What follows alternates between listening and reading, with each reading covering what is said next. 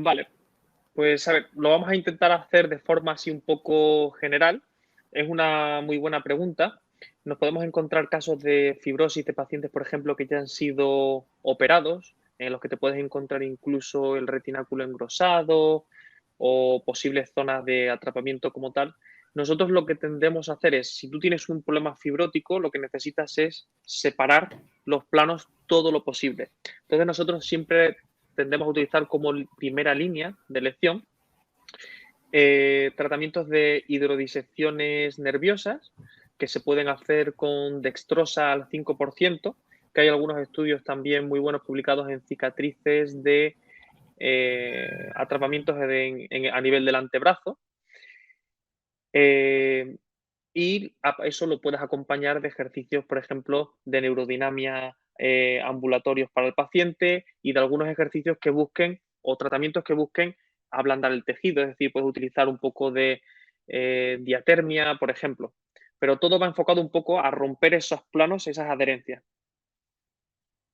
Muy Y bien. los corticoides también pueden ser una opción, porque aquí todo lo negativo de los corticoides sería positivo. Esa degeneración del colágeno nos vendría también bien. Ya, hay otra preguntita de Jorge PKSB que dice: has dicho que un tratamiento de neuropatía por estiramiento la tratarías de una forma distinta a una por compresión. ¿Podrías dar un poquito de detalles sobre qué tipo de tratamiento? Sí, que justo es lo que estaba comentando ahora, que es que la habrá pillado justo escribiéndolo. Es lo que decía Jorge. En estos casos, como no hay tampoco nada descrito, lo que utilizamos es el PRP o el ortoquine, que lo ponemos perineural para intentar darle unos factores que ayuden un poco a la regeneración y sobre todo, obviamente, evitar el momento lesivo, porque te puedes encontrar pacientes que se lo hayan hecho por un salto y un movimiento traumático o que tengan un pie completamente vertido que cree mucha tensión neural. ¿Vale? Entonces siempre quitas el factor de riesgo y una vez que has quitado el factor de riesgo empiezas con el tratamiento. Muy bien, Jorge, pues espero que haya quedado resuelta. Y si no, si tienes cualquier duda, puedes ir escribiendo por aquí. Diego te da las gracias por la respuesta, así que genial. Vamos con la siguiente preguntita que tenemos aquí, que preguntaban, compañero, a ver, creo que está, sí. En las tareas compatibles con fascitis y neuropatía por atrapamiento, ¿qué criterios sigues para diagnosticar ambos, sobre todo con ecógrafo? Aunque posiblemente la Vale. has llegado a responder durante el directo. Mm, vale, no, esta sí es buena pregunta. O sea, las talalgias que se conocen como mixtas son las más frecuentes. Es decir, es raro encontrarte una lesión del nervio tibial aislada. Normalmente te encuentras una afección de la fascia que de forma crónica ha acabado desarrollando una neuropatía por atrapamiento. A nivel ecográfico, el problema está, obviamente, la fasciopatía, eso sabemos todo el mundo cómo diagnosticar a nivel ecográfico, que es el patrón del engrosamiento, la pérdida de patrón fibrilar, etcétera, etcétera. Pero es que el problema es que a nivel nervioso, lo mejor que nos puede pasar es que nos encontremos un ganglión, por ejemplo, perineural, por ejemplo, por el flexor hallucis longus, porque es que ahí es donde tenemos el diagnóstico claramente. Porque si no hay nada, normalmente no se ve nada. Hay algunos casos, pero no es frecuente tampoco verlo en la consulta, de pacientes muy crónicos que tienden a desarrollar afecciones en el nervio. Por ejemplo, lo que comentábamos, si este es el nervio, el cross seccional del nervio, nos podemos encontrar que tenga los fascículos más engrosados. Eso podría ser un signo, que no un diagnóstico.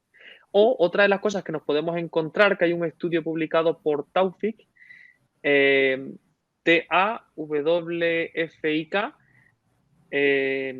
que lo que tiende a medir es lo que se llama el cross-sectional area, es decir, mide la circunferencia del nervio antes de entrar al túnel y dentro del túnel, y lo que te encuentras es un engrosamiento, que es lo que se conoce como el notch sign o el signo del nudo, es decir, un engrosamiento del nervio, pero no es muy frecuente encontrarlo.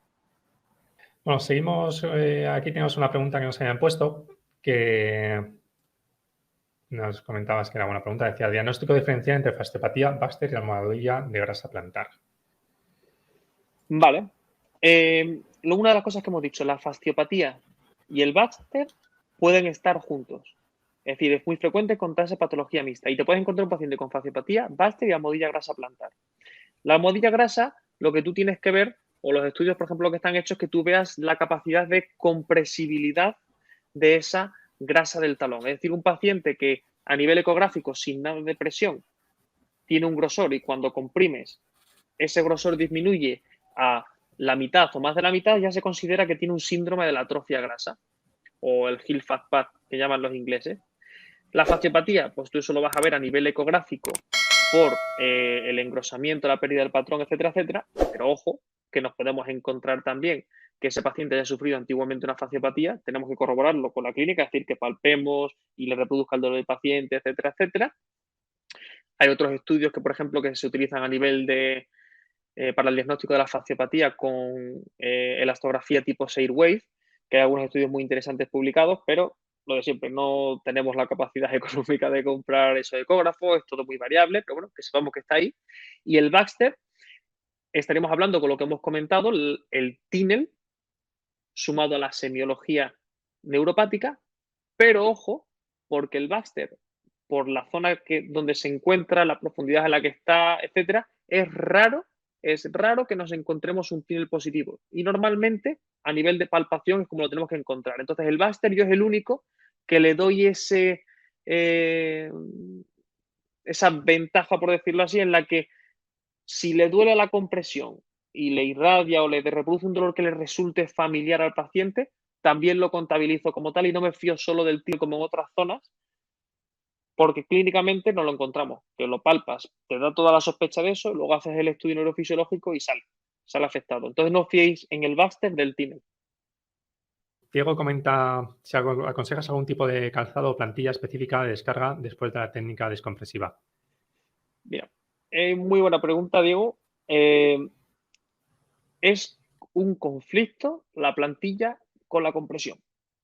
Es decir, hay un estudio publicado por Gould, para así dicho en español, que intenta crear una plantilla que dentro de la zona donde se tiende a comprimir pone un elastómero, es decir, un material muy blando, pero la efectividad clínica es muy mala. Sobre todo, en los pacientes que tienen la afectación en el quiasma plantar o el nudo de Henry este que comentábamos a nivel del arco, por algo tan sencillo como que una plantilla que tiene arco te va a contactar en una zona de compresión y todos los nervios que pasan por esa estructura tienden a comprimir y los pacientes lo tienden a tolerar mal.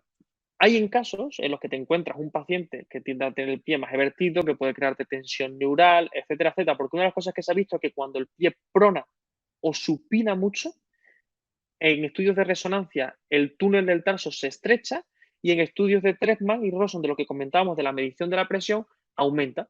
Entonces, sabemos que el nervio no está cómodo, ni muy supinado ni muy pronado. Entonces, hay veces que hay que ponerlo, pero hay que avisarle al paciente de que es normal que no lo toleres. Si no lo toleras, a lo mejor tenemos que ir añadiendo algunos tratamientos que reduzcan el dolor y después lo vamos reincorporando poco a poco. Pero son conflictivas. Esos son los típicos pacientes que estás modificando las plantillas o que te vuelves también un poco loco. Pero buena pregunta, sí.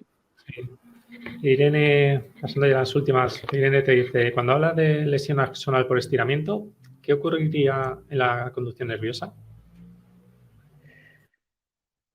Pues a ver, lo que ocurre principalmente es que la amplitud disminuye, es decir, la intensidad del estímulo es más baja, que sería diferente cuando sería compresiva en la que la velocidad es menor. Pero al final, clínicamente, todo esto se traduce en que el paciente tenga dolor o que tenga alteraciones sensitivo-motoras. Es poco frecuente encontrarse afectaciones motoras, es decir, no hemos encontrado nervios con músculos, o sea, nervios muy afectados neurofisiológicamente en la que el músculo no denota mucha debilidad. Obviamente, cuando tú haces el electromiograma se ve afectación y se ve denervación, pero que clínicamente no es algo que vayamos a ver como por ejemplo en un drop foot, en un pie caído, que el paciente pierda fuerza o como en los problemas de espalda que no pueda ponerse de puntillas y de talones, es decir, es mucho menos frecuente. Son test que los podemos complementar, pero no es muy frecuente. Muy bien. Y bueno, vamos a pasar a la última de Miguel, pero antes voy a comentar que yo, por lo menos, valoro muchísimo a la gente porque hacer una presentación es genial y todo el mundo aprendemos un montón. Pero la exposición que hacéis a preguntas y respuestas cuando os plantáis aquí, o sea, denota una calidad y un conocimiento. Creo que no todo el mundo es capaz de poder decir, bueno, que me pregunten lo que sea, que yo estoy aquí para contestarlos. Y que, por nuestra parte, ole, Alejandro, porque os ser capaz Vamos para de dar intentarlo, para respuesta. intentarlo. Que la verdad es que se agradece un montón y no todo el mundo es capaz de hacer lo que tú estás haciendo. Así que muchísimas gracias. Y antes de irnos aquí de cañas, como dice Miguel, dice que el viernes, bueno, de hecho, él creo que mañana trabajas, tienes curso, me has comentado, así que se tomará pocas. Sí. Dice, ¿qué Pocas, puedes sí. Aquí recomendar una como lástima. tratamiento para un espolón que causa inflamación en la grasa talar como fisioterapeuta? Es decir, sin usar hidrosección o tratamientos que hacen los podólogos que el fisio no está capacitado por Vale. competencias. Aquí tenemos otra pregunta muy buena. El famoso espolón. Los estudios científicos categorizan 3 tipos de espolones. Los que categorizan como horizontales, los que categorizan como, espérate con esta mano, como un garfio o hook, y los que se categorizan como verticales. Los verticales son un poco especiales porque son los que salen como si dijéramos, si este es el talón, el tendón de Aquiles, y aquí está la fascia, ¿no?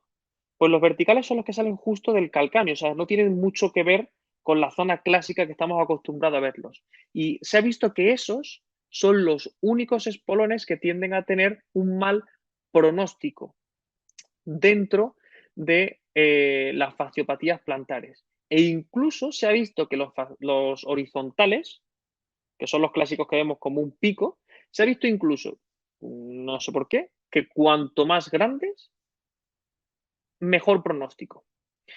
Una de las cosas que se hipotetiza a través de su trabeculación ósea, que tiene una trabeculación vertical, es que lo que se crean es para intentar, que se crean soportando cargas, es decir, no es un factor de tracción como otros espolones, por ejemplo, porque como sabemos, el flexor corto de los dedos, en su entesis, es donde sale el espolón, no es dentro de la fascia plantar como también se tendía a creer. Entonces, se sabe que es por algo de fuerzas compresivas, lo podemos categorizar por una inestabilidad. Una, por ejemplo, de mis hipótesis es que es que uno de los factores de riesgo científicamente demostrados de fasciopatía plantar es un aumento de la excursión de pronación. Es decir, da igual que el paciente prone mucho. Lo que importa es que el paciente tenga mucho movimiento mediolateral. Y esto lo que se traduce es en inestabilidad. Entonces, el espolón no deja de ser una estructura plana que crece hacia adelante y que nos va a hacer una función, por decir así, como de estabilidad. Entonces, el espolón no es algo que sea importante, salvaguardando los casos en los que nos encontremos en resonancia magnética un edema intraóseo, que es lo que se conocen como los síndromes de congestión calcánea, que es tan sencillo como comprimir en los laterales y que el paciente dé un bote, es decir, que tenga un dolor muy fuerte. Entonces, el espolón no es algo que nos tenga que preocupar. Lo que hay que tratar son los factores de riesgo, que el principal de todos, con mucha diferencia con respecto a los demás, son acortamientos de la cadena posterior, que cuando tienes menos de 0 grados o menos de 0 grados, es decir, un equino puro, se multiplica por 23 veces las probabilidades de tener una fasciopatía plantar, mientras que, por ejemplo, ser obeso mórbido solo te lo multiplica por 6. Entonces, una de las cosas que tenemos que controlar son esos factores de riesgo y el espolón no es algo que nos tenga que dar mucho igual. Yo no le presto tampoco mucha atención, es un signo más, por decirlo así.